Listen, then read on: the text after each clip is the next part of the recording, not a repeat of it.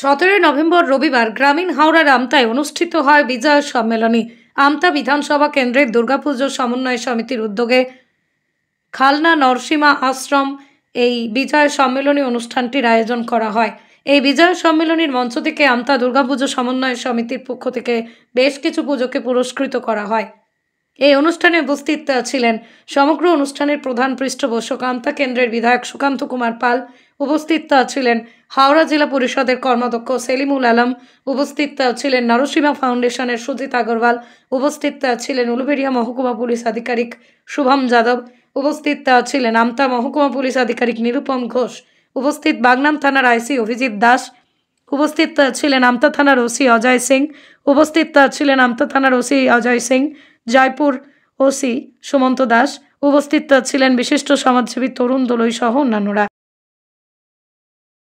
আমরা তৃণমূল কংগ্রেসের বিজয় সম্মেলনী আমরা দলের নির্দেশে এর আগেই আমরা করেছি। আমরা সামাজিকভাবেও মানুষের সঙ্গে থাকি। এটা আজকের বিজয় সম্মেলনটা আমতা বিধানসভা কেন্দ্রে যত দুর্গাপুজো কমিটি আছে তাদের একটা সমন্বয় সমিতি গত বছর গঠিত হয়েছে। তারা আমাকে মনে করেছে যে আমি তাদের পাশে থাকলে, তাদের সাথে থাকলে কিছু সেই চিন্তাভাবনা রূপায়ণের ক্ষেত্রে সহায়ক হতে পারে। তাই আমাকে প্রধান পৃষ্ঠপোষক করে এই সমন্বয় কমিটি গঠন করেছে এবং প্রতি বছরই এই সমন্বয় কমিটি আমাদের বিজয় সম্মেলনীর আয়োজন করে। এটা কোনো রাজনৈতিক কোনো কিছু থাকে না।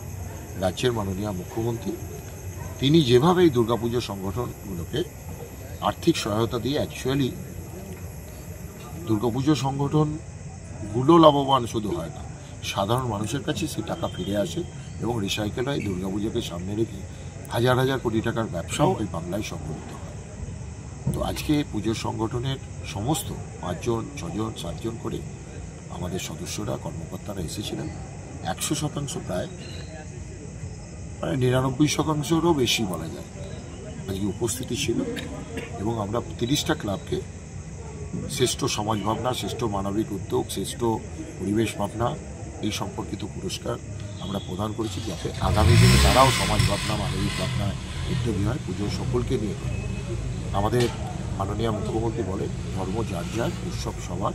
আমরা সেটাকে সামনে রেখে সমস্ত শ্রেণীর মানুষের কাছে যাতে আমাদের এই বার্তা পৌঁছায়, তাই আমরা সামাজিক, মানবিক এবং পরিবেশগত দিকটাকে আমরা এই পুজোয় যাতে আরও বেশি করে পুজো উদ্যোক্তারা সামিল করে তার জন্যে তাদের পুরস্কৃত করেছি।